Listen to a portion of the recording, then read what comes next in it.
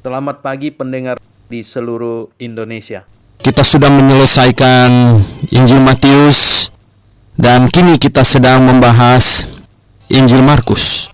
Kemarin saya sudah sampaikan bahwa Injil Markus adalah catatan Markus dari khotbah Petrus. Oleh sebab itu, ceritanya seringkali tidak berurut, namun sesungguhnya bukan sistematikanya yang ditekankan, melainkan fakta dari peristiwa itulah yang terpenting. Nah, dicatat kurang lebih di tahun 60-an ke atas, yaitu di saat di mana Markus berkumpul bersama dengan Petrus menjadi murid Petrus setelah perjalanan misinya dengan Barnabas. Pendengar yang saya kasih dalam Yesus Kristus, kita berdoa sejenak, mohon Tuhan pimpin. Bapa Surgawi, kami berdoa mohon Bapa memimpin pembahasan akan firman-Mu. Dan terangilah pikiran kami, bukakanlah hati kami, agar kami dapat melihat kasih-Mu di dalamnya, dan kebenaran-Mu yang cemerlang, dan kami bisa diselamatkan, dan kami bisa makin mengasihi Engkau. Terima kasih Bapa di sorga, dalam nama Tuhan Yesus Kristus, kami berdoa. Amin. Pendengar yang saya kasih dalam Yesus Kristus, hari ini kita sampai ke Injil Markus pasal 2. Dan kita akan membaca dari ayat 1 hingga ayat yang ke-17. Pak Alkitab buku akan membantu kita membacanya. Saya persilakan. Kemudian sesudah lewat beberapa hari, waktu Yesus datang lagi ke Kapernaum, tersiarlah kabar bahwa ia ada di rumah. Maka datanglah orang-orang berkerumun sehingga tidak ada lagi tempat, bahkan di muka pintu pun tidak. Sementara ia memberitakan firman kepada mereka, ada orang-orang datang membawa kepadanya seorang lumpuh digotong oleh 4 orang. Tetapi mereka tidak dapat membawanya kepadanya karena orang banyak itu. Lalu mereka membuka atap yang di atasnya. Sesudah terbuka, mereka menurunkan tilam tempat orang lumpuh itu terbaring. Ketika Yesus melihat iman mereka, berkatalah ia kepada orang lumpuh itu, "Hai anakku, dosamu sudah diampuni." Tetapi di situ ada juga duduk beberapa ahli Taurat. Mereka berpikir dalam hatinya, "Mengapa orang ini berkata begitu? Ia menghujat Allah. Siapa yang dapat mengampuni dosa selain daripada Allah sendiri?" Tetapi Yesus segera mengetahui dalam hatinya bahwa mereka berpikir demikian. Lalu ia berkata kepada mereka, "Mengapa kamu berpikir begitu dalam hatimu? Manakah lebih mudah mengatakan kepada orang lumpuh ini, 'Dosamu sudah diampuni,' atau mengatakan, 'Bangunlah, angkatlah tilammu dan berjalan'? Tetapi supaya kamu tahu bahwa di dunia ini Anak Manusia berkuasa mengampuni dosa." Berkatalah ia kepada orang lumpuh itu, "Kepadamu kukatakan, bangunlah, angkatlah tempat tidurmu dan pulanglah ke rumahmu." Dan orang itu pun bangun segera, mengangkat tempat tidurnya dan pergi keluar di hadapan orang-orang itu. Sehingga mereka semua takjub lalu memuliakan Allah, katanya, "Yang begini belum pernah kita lihat." Sesudah itu Yesus pergi lagi ke pantai danau dan seluruh orang banyak datang kepadanya, lalu ia mengajar mereka.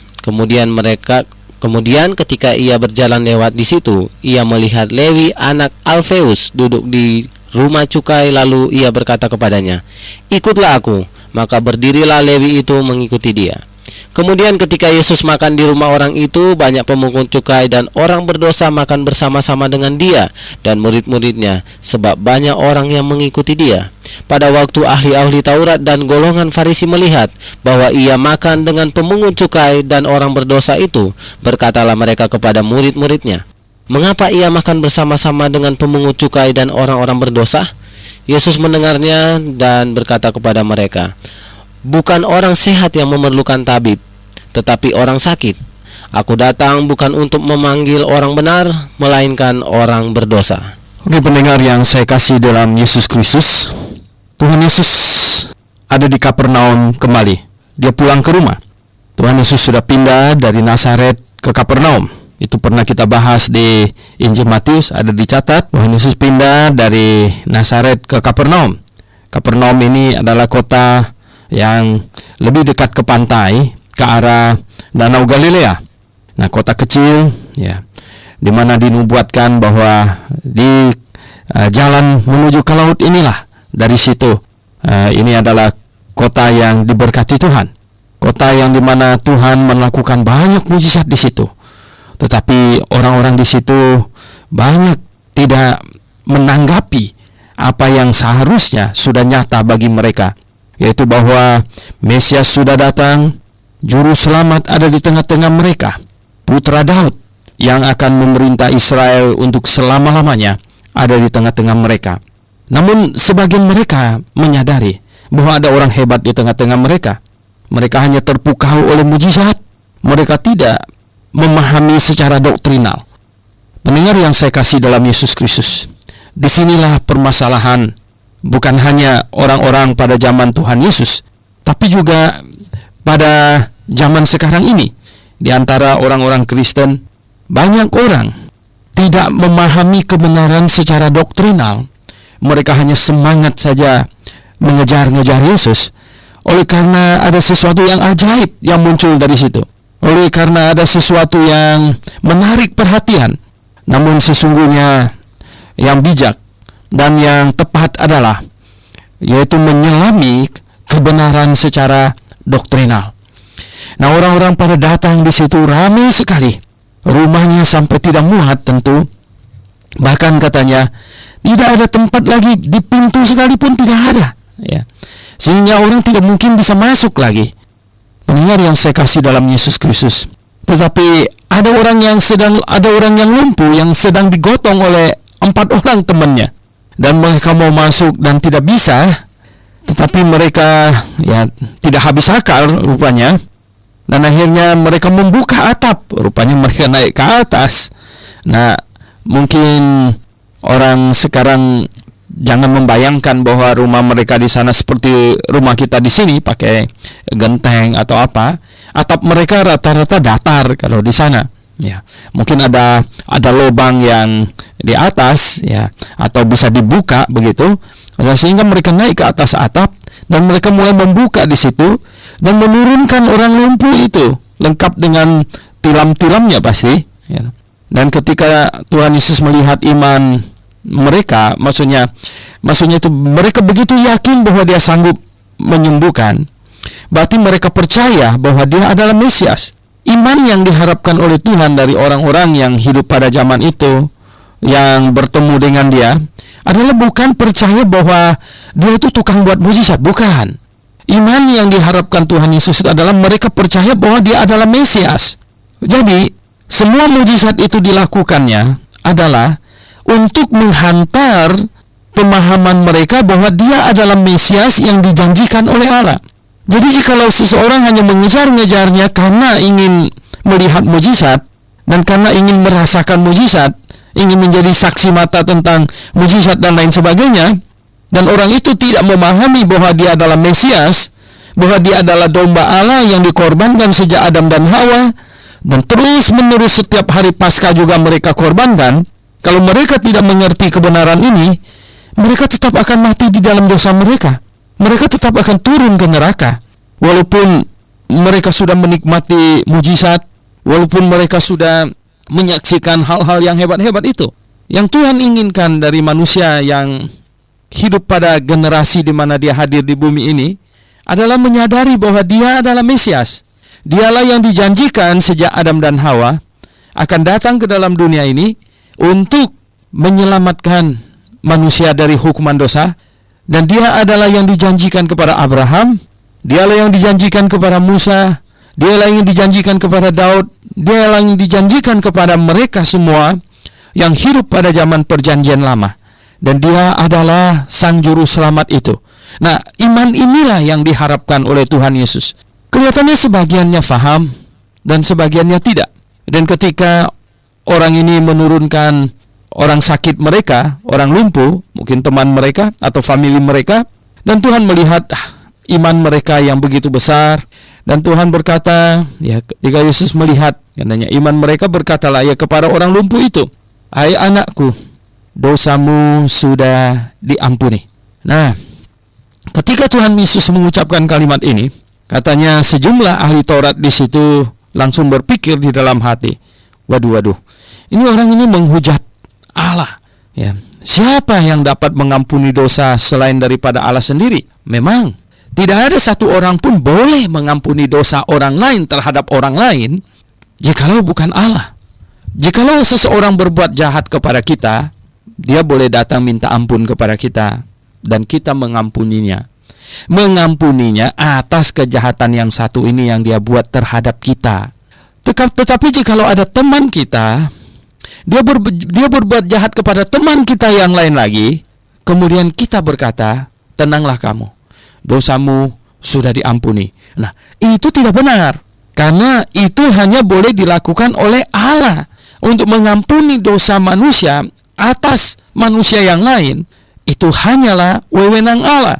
Oleh sebab itulah ahli Taurat itu marah, dan mereka berkata bahwa, wow, dia menghujat Allah. Artinya apa?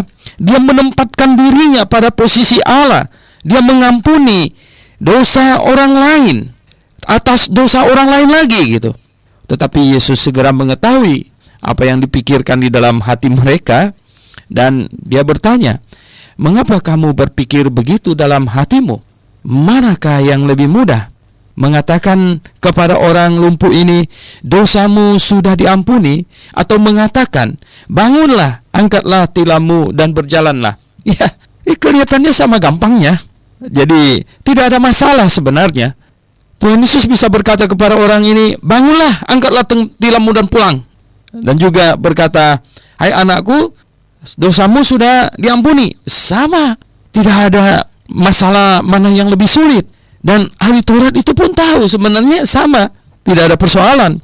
Oleh sebab itu Tuhan Yesus berkata, katanya, tetapi supaya kamu tahu, ya, perhatikan kata ini, tetapi supaya kamu tahu bahwa di dunia ini Anak Manusia berkuasa mengampuni dosa. Jadi Tuhan Yesus sengaja mengampuni dosa orang itu supaya semua orang di situ tahu, dan supaya si lumpuh itu pun tahu, dan teman-temannya atau familinya yang menurunkan dia ke dalam ruangan ini, semua orang yang hadir tahu bahwa dia adalah Anak Manusia yang berkuasa mengampuni dosa. Anak Manusia yang pertama disebut di dalam kitab Daniel pasal 7. Jadi Anak Manusia yang akan datang. Mengapa disebut Anak Manusia?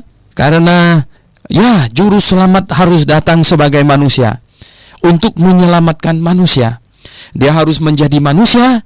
Oleh sebab itu dia lebih sering memakai sebutan ini, yaitu Anak Manusia, karena dia sedang datang bukan berposisi sebagai Sang Pencipta langit dan bumi, tetapi sekarang dia sedang mau memposisikan dirinya sebagai Anak Manusia yang akan memikul dosa semua manusia. Dan dia berkata bahwa Anak Manusia mempunyai kuasa untuk mengampuni dosa. Jadi pendengar yang saya kasih dalam Yesus Kristus, betul sekali, dia mempunyai kuasa untuk mengampuni dosa, dan pengampunan dosa ada di dalam tangannya. Atas siapa? Atas orang-orang yang percaya kepada dia bahwa dia adalah juru selamat. Kok percaya kepada Yesus Kristus kita akan mendapatkan pengampunan dosa? Itu bagaimana? Ya, kita manusia berdosa. Dosa tidak dapat diselesaikan dengan apapun selain dengan penghukuman. Ini sekali lagi adalah central point dari kekristenan. Ini adalah inti dari pengajaran kekristenan. Dosa tidak dapat diselesaikan dengan apapun, dengan amal ibadah, dengan segala usaha manusia, tidak bisa. Dosa hanya diselesaikan melalui penghukuman atas dosa itu.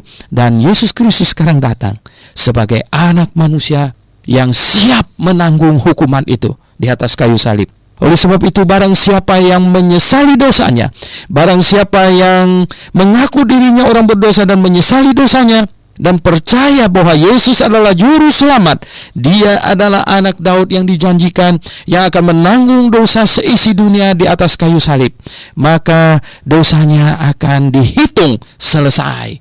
Jadi itulah sebabnya dia memiliki kuasa pengampunan dosa, dan hanya di dalam dirinya ada kuasa pengampunan dosa. Katanya, kepadamu ku katakan. Kemudian kepada orang lumpuh itu dia berkata, kepadamu ku katakan, bangunlah, angkatlah tempat tidurmu dan pulanglah ke rumahmu. Ya, orang lumpuh itu pasti segera bangun dan kemudian mengangkat tempat tidurnya dan pulang ya ke rumahnya. Oh, luar biasa sekali saudara. Dan sehingga semua orang terheran-heran, yang begini belum pernah kita lihat katanya. Namun saudara yang saya kasih dalam Tuhan Yesus, sekali lagi, mujizat tidak menyelamatkan siapapun. Dan banyak kali orang yang datang karena mujizat tidak mengerti kebenaran, dan mereka akan binasa di dalam dosa mereka juga. Pendengar yang saya kasih dalam Tuhan Yesus, kemudian katanya sesudah itu Yesus pergi lagi ke pantai danau, dan seluruh orang banyak datang kepadanya ya. Lalu ia mengajar mereka. Dia mengajar. Apakah yang diajarkan Tuhan Yesus Kristus? Dia mengajarkan kitab perjanjian lama, ibadah simbolik di kitab perjanjian lama mungkin ya, bahwa semua ibadah simbolik itu semuanya diperintahkan untuk menghantar manusia memahami bahwa dosa tidak dapat diselesaikan dengan amal ibadah, bahwa dosa hanya dapat diselesaikan jikalau dosa itu dijatuhi hukuman. Itulah sebabnya Allah menjanjikan juru selamat. Itulah sebabnya juru selamat harus datang, dan juru selamat menanggung dosa seisi dunia di atas kayu salib. Seperti domba di perjanjian lama dihukumkan, dimatikan di atas mezbah. Jadi pendengar yang saya kasih dalam Tuhan Yesus, kemudian ia berjalan lewat katanya di kampung di situ, di kota tepi danau itu, dan melewati rumah cukai di situ katanya. Ia melihat Lewi, si Matius yang menulis Injil Matius itu. Nah, dia adalah orang Lewi. Anda bisa bayangkan, orang Lewi jadi pemungut cukai. Wah, ini adalah menunjukkan penurunan iman atau sikap positif orang Yahudi terhadap firman Tuhan. Pendengar yang saya kasih dalam Yesus Kristus, kalau ada seorang gembala sidang ya, seorang gembala sidang harus ya bekerja menjadi agen asuransi kah ya, atau menjadi pedagang apakah begitu. Seharusnya orang Kristen jadi malu ya. Orang Kristen jadi malu. Itu hanya ada beberapa kemungkinan ya. Kemungkinan pertama ya, memang ya jemaatnya terlalu sedikit ya, karena tidak ada orang yang mau percaya kepada Tuhan di akhir zaman ini. Orangnya terlalu sedikit yang mau percaya kepada Tuhan. Atau yang kedua, ini orang sebenarnya ya dia tidak cukup, dia tidak merasa cukup dengan berkat Tuhan yang dia terima, sehingga ingin tambah dan ingin tambah lagi. Tetapi sebenarnya jikalau hal demikian terjadi, itu adalah hal yang buruk bagi kekristenan. Lewi seharusnya bekerja di bait Allah, dia bukan menjadi pemungut cukai. Ini sebuah kesalahan. Dan Tuhan melihat ya, Lewi ini dia bukan mau menjadi pemungut cukai, sebenarnya dia ingin melayani Allah. Tetapi karena sistemnya tidak benar, karena ada hal-hal yang tidak benar, karena ada imam-imam, ada mereka yang sudah sistemnya mungkin dikacaukan, atau nepotisme atau segala macam hal yang lain, sehingga Lewi yang satu ini tersingkirkan, termarginalisasikan, menjadi pemungut cukai dia untuk menyambung hidupnya, tetapi hatinya sangat ingin melayani Allah. Itulah sebabnya mengapa Tuhan Yesus memanggilnya. Dan Tuhan memanggilnya berkata, ikutlah aku, begitu pendek. Dan Matius ini, Lewi ini tidak berpikir 2-3 kali, dan katanya dia langsung mengikut Tuhan Yesus. Dia tinggalkan meja cukainya. Dan kemudian saudara yang saya kasih dalam Tuhan, terlihat di sini di bagian lain dicatat sebenarnya Matius Lewi ini membuat perpisahan dengan teman-temannya, semuanya pemungut cukai, dan mengundang Tuhan Yesus untuk hadir makan bersama-sama. Dan jelas sekali yang hadir di situ itu adalah pemungut cukai, teman-teman Matius semuanya. Dan akhirnya ya terjadilah ya ini penilaian lagi orang Farisi yang ahli Taurat yang dari golongan Farisi yang berkata, loh, mengapa ia makan bersama-sama dengan para pemungut cukai dan orang berdosa? Mereka bikin perpisahan untuk si Matius dan Matius dan teman-temannya. Ya kalau sekarang itu kita lihat ada yang rambutnya gondrong, mungkin yang penuh tato atau apa begitu ya. Nah kalau ada salah satu mereka bertobat dan kemudian undang kita untuk pergi makan perpisahan, sekarang dia sudah mau jadi hamba Tuhan, nah kita hadir nggak? Ya hadirlah ya toh. Nah Tuhan Yesus di situ dia hadir, dan Pendengar yang saya kasih dalam Yesus Kristus, akhirnya Tuhan Yesus perlu berkata bahwa bukan orang sehat yang memerlukan tabib, tetapi orang sakit. Aku datang bukan untuk memanggil orang benar, melainkan orang berdosa. Banyak orang Kristen tidak tahu bahwa kita perlu ada di tengah-tengah orang berdosa. Kita perlu di tengah-tengah kegelapan dunia, tapi kita jangan berdosa. Ya, kita tengah-tengah di kegelapan dunia, tapi kita tetap masih anak terang. Dan pendengar yang saya kasih dalam Tuhan Yesus, dengan cara demikianlah kita menerangi mereka. Dengan cara demikianlah, dengan tutur kata kita yang baik demikianlah. Jangan mau di tengah-tengah orang berdosa lalu kita bersikap berdosa. Jangan. Kita tetap pada prinsipnya. Kita boleh di tengah-tengah orang yang bertato, tetapi kita tidak usah tato, ya. Kita boleh di tengah-tengah orang yang rambutnya gondrong, kita tidak usah gondrong, gitu. Kita boleh di tengah-tengah orang perokok mungkin, tapi kita jangan merokok, ya.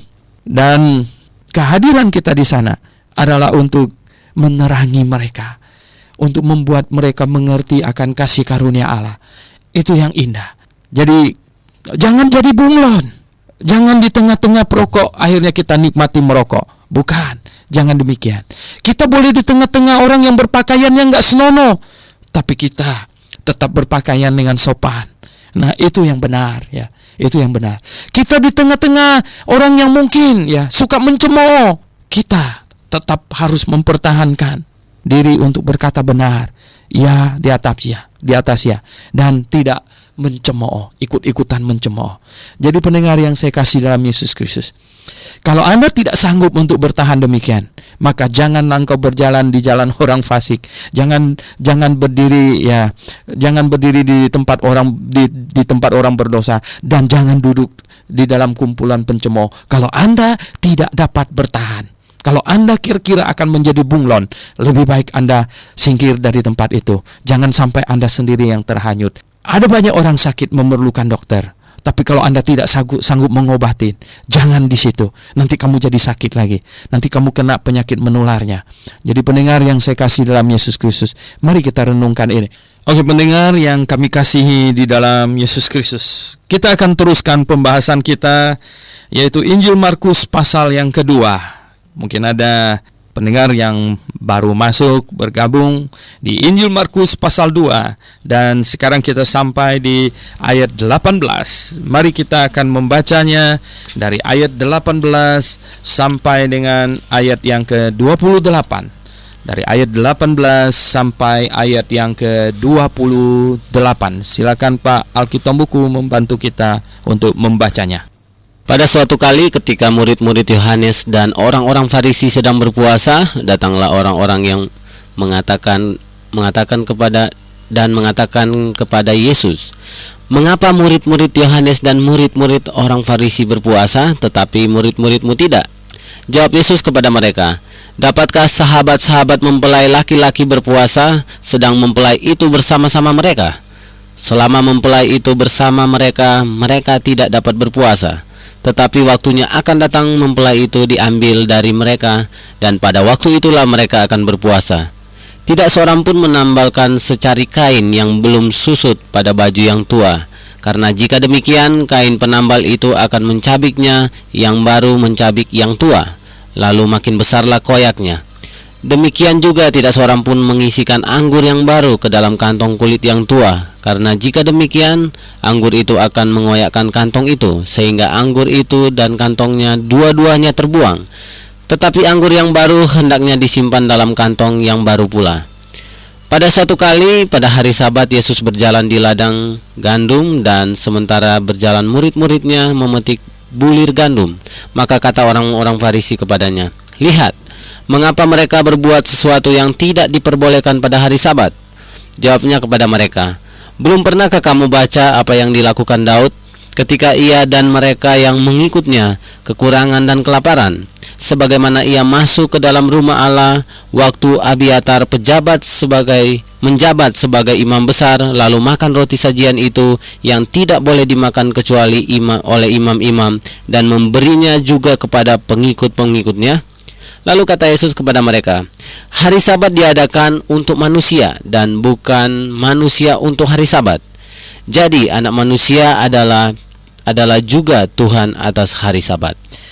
Oke pendengar yang saya kasih dalam Yesus Kristus, ini adalah perikop Alkitab yang sangat menarik, dan saya kira Anda tidak akan mengerti ini sebelum memahami apa yang dimaksud dengan anggur yang baru dan anggur yang lama, dan kirbat yang baru dan kirbat yang lama. Pendengar yang saya kasih dalam Yesus Kristus, di sini dikatakan tidak ada orang yang menambalkan kain baru kepada kain yang lama, sebab kain yang tua sudah susut, kain yang baru belum, nanti akan tidak seimbang, dan kemudian kain yang baru itu akan mencabik kain yang lama itu. Nah, pendengar yang saya kasih dalam Yesus Kristus, ini perlu difahami demikian, bahwa pada zaman di mana sejak manusia jatuh ke dalam dosa, yaitu Adam dan Hawa, sampai Yohanes Pembaptis muncul, ini adalah zaman disebut zaman ibadah simbolik, zaman Taurat dan Nabi. Jadi ini adalah sebuah zaman di mana Allah mau manusia memahami kebenaran yang dijanjikan, yaitu bahwa manusia punya dosa tidak dapat diselesaikan dengan apapun selain dengan penghukuman, dan Allah janji akan segera kirim juru selamat kepada manusia. Dan sambil menunggu sang juru selamat itu tiba, mereka bisa masuk surga. Jadi mereka percaya kepada juru selamat yang akan datang. Nah, hari ini kita percaya kepada juru selamat yang sudah datang.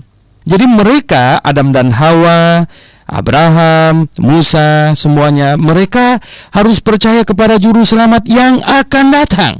Nah, sebagai tanda untuk mengingatkan mereka akan janji itu, Allah suruh mereka ambil domba, kemudian domba ditaruh di atas mezbah sambil mengaku diri berdosa dan salah. Domba itu disembelih, domba itu jadi korban. Jadi domba korban itu adalah sebuah simbolik, ibadah simbolik yang mengingatkan manusia pada janji Allah bahwa Dia akan datang, bahwa Dia akan mengirim juru selamat kepada manusia yang akan menanggung dosa manusia. Nah, ini masa ibadah simbolik. Segala-galanya dipakai simbol, seperti orang berdosa, dosa disimbolkan dengan sesuatu yang kotor.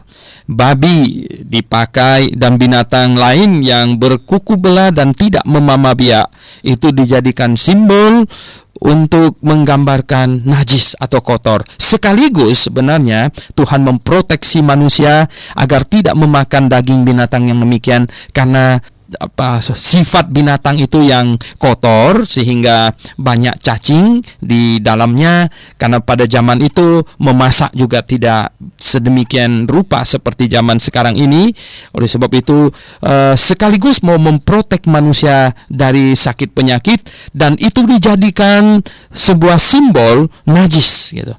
Tidak boleh makan makanan tertentu dan simbol terkutuk. Allah pakai penyakit kusta sebagai simbol kutuk supaya orang jangan dekat-dekat dengan orang yang sakit kusta, sekaligus juga untuk memprotek manusia supaya manusia jangan ketularan kusta sehingga semua orang nanti jadi sakit kusta.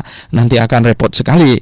Dan ini semuanya ibadah simbolik ini, rangkaian ibadah simbolik ini adalah untuk mengingatkan manusia terus akan janji Allah bahwa Dia akan kirim juru selamat untuk menanggung hukuman dosa manusia.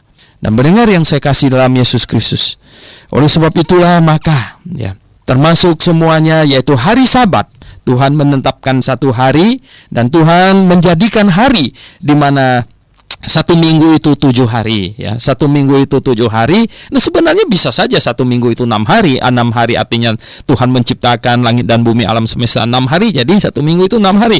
Mengapa 7? Tuhan sengaja tetapkan 7 hari, 1 hari untuk istirahat. Nah, ini juga untuk demi kebaikan manusia, sekaligus hari itu dipakai sebagai simbol untuk menghormati Allah. Jadi barang siapa yang menghormati Allah, maka dia harus menghormati hari yang ke-7 ini, beristirahat total sebagai tanda hormat kepada Allah.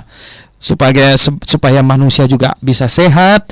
Jadi bekerja siang hari, ya, matahari terbit sampai matahari terbenam, Anda harus bekerja membanting tulang, dan kemudian satu hari istirahat. Sekali lagi, ibadah simbolik ini untuk mengingatkan manusia akan janji Allah untuk kirim juru selamat, sekaligus untuk kebaikan manusia, dan dijadikan sesuatu untuk menghormati Allah. Jadi hari Sabat dipakai untuk menghormati Allah. Demikian juga ditetapkan nama Allah, namanya, katanya, Aku adalah Aku, namanya, atau Yehova. Nah, itu dipakai untuk menghormati Allah. Barang siapa yang menghormati Allah, itu jangan menyebut namanya sembarangan. Ya betul, sekarang pun kalau kita menghormati seseorang, kita tidak menyebut namanya sembarangan. Tetapi sebenarnya yang Tuhan mau itu adalah hormat yang di dalam hati, bukan yang di mulut. Nah, pendengar yang saya kasih dalam Yesus Kristus, dan sehubungan dengan puasa juga, akhirnya dibangunlah segala macam model ibadah ritual, ya, ibadah ritual di bait Allah. Dan kemudian puasa, ya, puasa dijadikan ibadah, di mana jikalau orang sungguh serius, kalau engkau menghormati Allah, maka engkau harus menghormati, mengasihinya lebih dari makanan. Maka tahan, jangan makan. Begitu, itu berpuasa. Nah, pendengar yang saya kasih dalam Tuhan Yesus Kristus, kapankah ibadah simbolik ini berakhir? Nah, coba pendengar tolong buka sama-sama di dalam Injil Lukas pasal yang ke-16. Injil Lukas pasal yang ke-16 berbunyi ayat 16. Injil Lukas pasal 16 ayat 16 berbunyi demikian. Hukum Taurat dan kitab para nabi berlaku sampai kepada zaman Yohanes. Ya, coba. Hukum Taurat dan kitab para nabi berlaku sampai kepada zaman Yohanes, katanya. Nah, di dalam Injil Matius pasal 11 ayat 13, Injil Matius pasal 11 ayat 13, ya, berkata, sebab semua nabi dan kitab Taurat bernubuat hingga tampilnya Yohanes. Jadi, sejak Yohanes tampil sebenarnya, maka ibadah simbolik ini berhenti. Mengapa? Karena Yohanes tampil, dia menunjuk kepada Yesus. Dia berkata, lihatlah anak domba Allah yang menghapus dosa dunia. Jadi, Yohanes tampil menunjuk kepada Yesus Kristus, maka yang disimbolkan itu sekarang tiba, ya. Yang disimbolkan itu sekarang tiba. Nah, pendengar yang saya kasih dalam Tuhan Yesus, maka semua simbolnya tidak diperlukan lagi. Begitulah. Jadi kalau misalnya saya menaruh foto saya di sebuah tempat, saya bilang, barang siapa yang mau menghormati saya, hormatlah foto ini, karena foto ini adalah simbol kehadiran saya di sini. Jadi mereka, saya tidak ada di situ, mereka datang tiap pagi jam 8, mereka siap, mereka hormat pada foto saya. Nah, satu hari saya datang, apakah mereka masih perlu siap di foto itu? Tidak usah, di situ sudah ada saya. Jadi pendengar yang saya kasih dalam Yesus Kristus, akhirnya Yesus Kristus datang, dan dialah inti dari semua ibadah simbolik perjanjian lama. Dan sekarang kalau mau menghormati Allah, hormatilah dia yang di depan mata kamu itu. Maksudnya itu demikian. Dan oleh sebab itulah semua ibadah simbolik perjanjian lama dihentikan, dan kita masuk ke masa ibadah hakikat. Jadi pendengar yang saya kasih dalam Yesus Kristus, dengar baik-baik. Akhirnya manusia harus tinggalkan ibadah simbolik dan masuk ke zaman ibadah hakikat. Di mana di dalam Injil Yohanes pasal 4, Tuhan Yesus berbicara kepada perempuan Samaria, dan dia berkata kepada perempuan Samaria itu, kamu menyembah apa yang tidak kamu kenal, sebab keselamatan datang dari bangsa Yahudi. Tetapi saatnya akan datang dan sudah tiba sekarang, bahwa penyembah benar akan menyembah Bapa dalam roh dan kebenaran, ya. Sebab Bapa menghendaki penyembah penyembah demikian. Jadi kita tidak lagi menyembah secara jasmani, kita tidak lagi menyembah secara ritual, tapi sekarang kita masuk ke zaman menyembah dengan hati kita. Kita menyembah secara rohani, bukan lagi menyembah secara jasmani.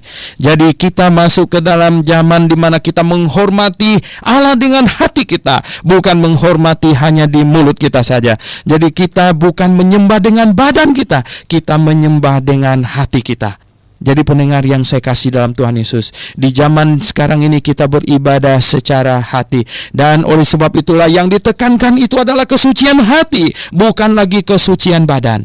Itulah sebabnya Tuhan tidak melarang kita memakan apa saja boleh dimakan asal berguna. Kata Rasul Paulus di dalam 1 Korintus 6 ayat 12, asal yang berguna. Boleh makan batu enggak? Ya makan saja, cuma nanti nggak bisa keluar. Ya, pendengar yang saya kasih dalam Yesus Kristus, batu tidak ada guna. Ya, Rasul Paulus bilang makanlah yang berguna. Ya toh. Mengapa? Tuhan Yesus berkata tidak ada lagi yang menajiskan manusia yang masuk dari mulut. Yang akan menajiskan orang itu yang keluar dari mulut. Nah, kata-kata itu yang akan menajiskan orang, menajiskan hati maksudnya. Ya, jadi yang dihitung bukan lagi kesucian badan, tetapi yang dihitung adalah kesucian hati. Nah, pendengar yang saya kasih dalam Yesus Kristus, akhirnya kita sampai kepada masalah berpuasa ini. Di sini lihat ada orang-orang Farisi, mereka mengkritik Tuhan Yesus. Loh, kami orang Farisi berpuasa ini katanya. Kami ada ketentuan kapan puasanya. Ini murid kamu ini makan melulu, nggak puasa katanya. Bagaimana ini? Tuhan Yesus bilang, ya, sebenarnya ini zaman baru. Ya. Sebenarnya sekarang ini kalau kita serius, kita boleh puasa. Tetapi puasa bukan lagi ibadah. Sekarang tidak ada lagi yang namanya kita melakukan ibadah. Sekarang kita menyembah Allah tidak lagi dibatasi oleh tempat, tidak lagi dibatasi oleh cara, dan tidak lagi dibatasi oleh waktu. Setiap saat kita menyembah Tuhan. Karena apa? Karena dengan hati kita, bukan dengan badan kita. Kalau kita menyembah Tuhan dengan badan kita, maka itu pasti akan di saat posisi badan kita tertentu saja kita menyembah, terus di saat posisi badan kita berbeda, kita tidak menyembah lagi. Nah, tetapi karena kita menyembah dengan hati, maka kita menyembah Tuhan setiap saat dalam hidup kita. Itulah yang Tuhan mau. Jadi pendengar yang saya kasih dalam Tuhan Yesus Kristus, saya mensinyalir ada banyak gereja di muka bumi ini yang masih terlibat dalam ibadah simbolik. Mereka penuh dengan ibadah simbolik di dalamnya itu. Padahal sekarang kita sudah masuk ke zaman ibadah hakikat. Kita menyembah dengan hati, kita bukan menyembah dengan badan lagi. Ada banyak gereja yang melestarikan ibadah simbolik. Di zaman kita ibadah hakikat ini, keimamatan Harun diberhentikan dan sekarang kita menjabat sebagai imam. Tiap-tiap orang percaya adalah imam atas dirinya sendiri. Ya, tiap-tiap orang percaya sekali lagi adalah imam atas dirinya sendiri. Imamat yang rajani, dan Yesus Kristus adalah imam besar kita. Oleh sebab itu seharusnya di gereja tidak ada yang berperan sebagai imam. Ada gereja yang dulu saya pernah khotbah di sana. Saya disuruh diminta katanya, Pak Suhento, Dr. Liau, ini di acara kita nomor 5, you tolong maju mewakili jemaat mengaku dosa, doa pengakuan dosa, kemudian nyanyi satu lagu, kemudian acara berikut lagi, you maju ke depan, kemudian mengumumkan dosa telah diampuni. Betapa konyolnya. Jadi saya disuruh bertindak sebagai imam di situ, yaitu mengaku dosa, mewakili jemaat, kemudian nyanyi satu lagu, kemudian mewakili Allah untuk mengumumkan dosa diampuni. Ini kan konyol namanya ya. Kita di zaman ibadah hakikat tidak ada lagi orang yang disebut imam, tidak ada lagi orang yang berposisi sebagai imam, tidak ada lagi orang yang mengangkat tangan berdoa berkata, terimalah berkat dari Tuhan. Itu adalah praktek keimamatan. Pendengar yang saya kasih dalam Tuhan Yesus Kristus, boleh berpuasa enggak? Boleh, cuman itu bukan lagi ibadah. Itu bukan ibadah. Kalau ada sesuatu yang serius, yang lebih serius dari makan yang Anda hadapi, dan Anda berdoa sampai Anda tidak makan, nah itu puasa yang sejati. Itu puasa yang sejati. Jadi bukan misalnya hari Minggu mau khotbah, ada pendeta yang demikian, hari Minggu mau khotbah, hari Sabtu puasa 1 hari. Supaya apa? Supaya besok dengan penuh kuasa. Itu mistik, ya. Itu mistik. Nah, pendengar yang saya kasih dalam Yesus Kristus, kita perlu hati-hati, ya. Sekarang ini zamannya kita beribadah secara hakikat. Ada gereja juga berkata begini, mari katanya kita angkat tangan kita menyembah Tuhan. Saya bilang itu sebuah kesalahan. Angkat tangan, turun tangan itu tidak ada masalah. Tetapi persoalannya adalah demikian. Jangan membentuk konsep jemaat, ya, bahwa kalau tangan diangkat menyembah Tuhan, kalau tangan turun tidak menyembah Tuhan. Nah, kalau itu terjadi, maka telah membentuk satu konsep kita menyembah Tuhan dengan tangan kita, bukan dengan hati kita. Jadi pendengar yang saya kasih dalam Yesus Kristus, ini zaman kita beribadah secara hakikat. Oleh sebab itu tidak terikat pada waktu. Kapan saja kita mau beribadah, silakan. Ya, carilah waktu yang dimana semua anggota kita bisa. Di mana saja tempatnya, tidak ada masalah. Jadi bagi orang Kristen tidak ada yang namanya bait Allah lagi, tidak ada tempat yang kudus, tidak ada yang namanya tanah kudus, tanah suci, hari suci, tidak ada.